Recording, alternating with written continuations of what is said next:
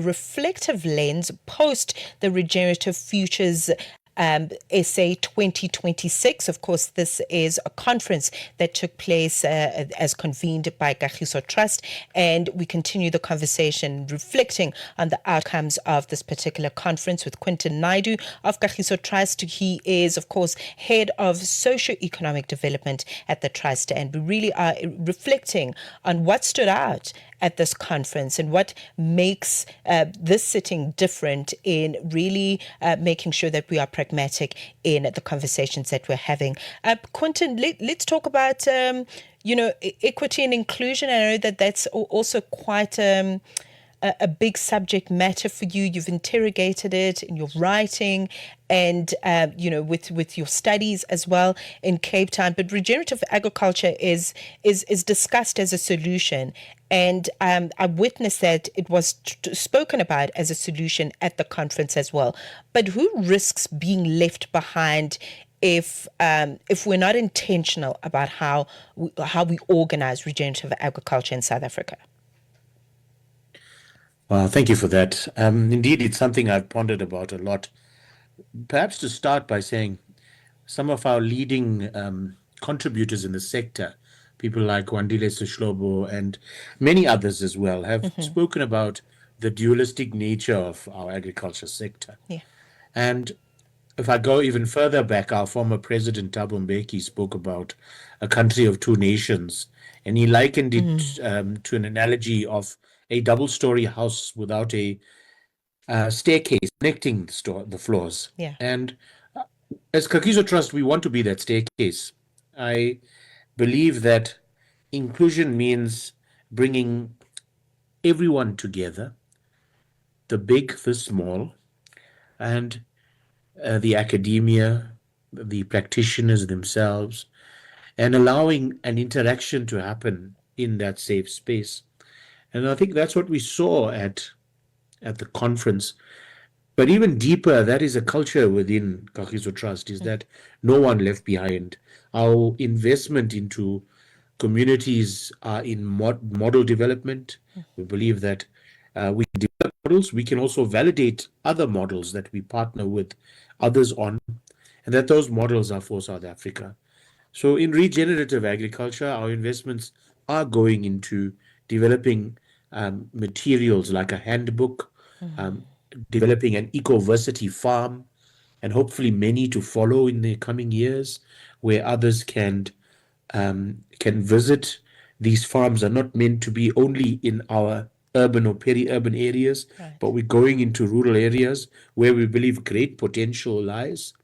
And so the idea of equity and inclusion is that it is for all South Africans.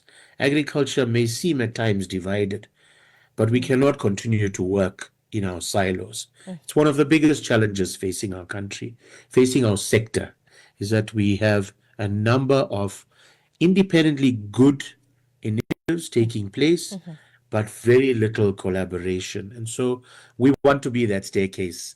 We want to create the space, and we are inviting others to come and share your knowledge with us and to be open to learning from others as well. We believe that are some of the key principles that underpin the idea of equity and inclusion. And lastly, I'd like to say to you that this sector wants young people. It needs young people to be involved in it. It's so much more than farming. It's got to do with a lot of science. There's a lot of competencies required for business. The emergence of exciting agricultural technologies.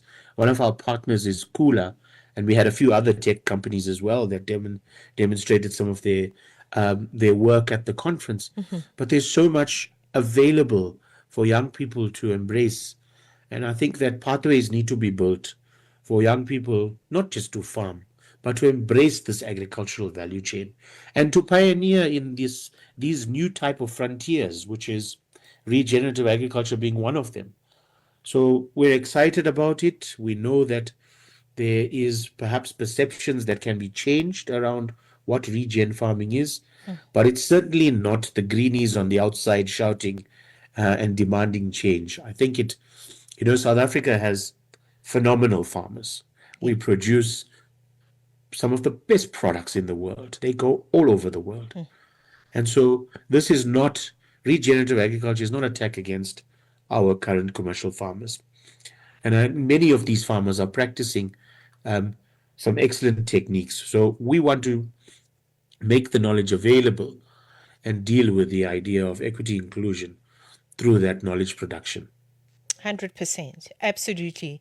And you know, just on your personal reflections as we continue on that, because I really love how you're thinking, you know, about this intellectually. It's not just about the farming as you mentioned it, and I want to reference an article that you wrote on the 4th of March in 2025, and I'm happy to share the link with anyone that would like to read it, as authored by Quinton Naidu, Cultivating a New Moral Order in South African Agriculture. Okay, it is found on the Food from Mzansi website if you'd like to read it, and I'm happy to share the link with you, because I really like the thread that you pull in that article, because you are really moving beyond farming and farming techniques into values, into leadership and systems.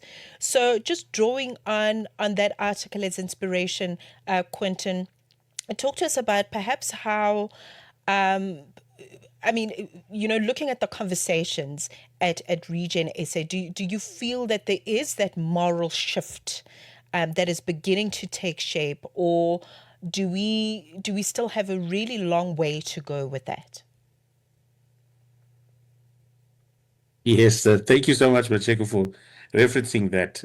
I feel honored that you found value in that. That article was premised on a dissertation I did around some work done by one of South Africa's retailers in a supplier development project. And really what I refer to there in terms of moral orders is coming down to, let me try and simplify it. If you look across sectors in our country, and there are a number of prevailing norms and orders that govern the way people engage within that sector and from the outside. So if we look at it, now it's not to say that these norms and orders are wrong, but as we progress as a society and as environments change, etc., these things need to be revisited. So what I found in this work is that we're not trying to create exceptions to the norms. In fact, what we may need is a new norm. And it's centered around what I consider is, what type of leadership practice do we need to produce in systems formation while dealing with human behavior of ethics and morals. And simply put, it's about, when people come together, what are the grounding norms on which they base their collaboration?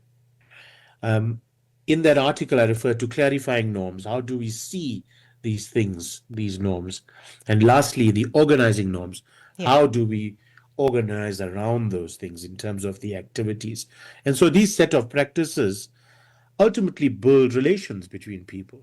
What I found in my study around the South African retailers' work was that they were working across racial boundaries. It took time to build that trust. There was a set of trust building activities that took place.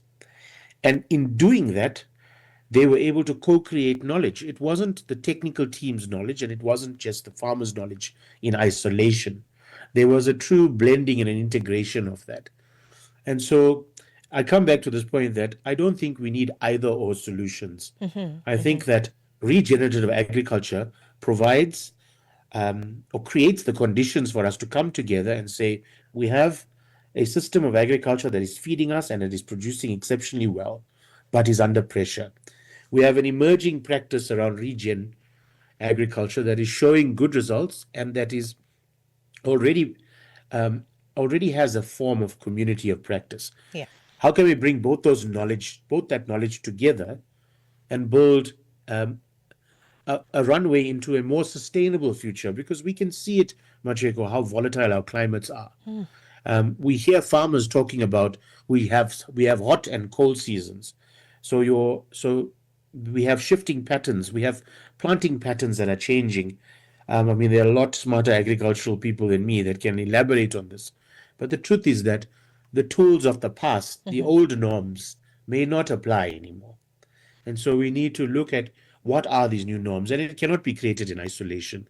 We need to start to work together. Absolutely. And Regen SA is definitely doing that. You definitely are that staircase between the two stories. Love that analogy. Quentin, thank you so much for your reflections. I think this was a very important conversation as we continue to build. Once we've packed away the conference chairs, what do we do next? This was so important. We're definitely going to be watching the work of regeneration through Kagiso Trust, and how Food for Mzansi is going to be supporting this and really distributing the information. But thank you once again, and all the best. Hey? Thank you for having me. Thank you very much. Quentin Naidu, Head of Socio-Economic Development at Kagiso Trust, reflecting on the just concluded RegenSA conference. It is 10:32, a little bit late for sports, but Figilele Ngwati standing by with the latest.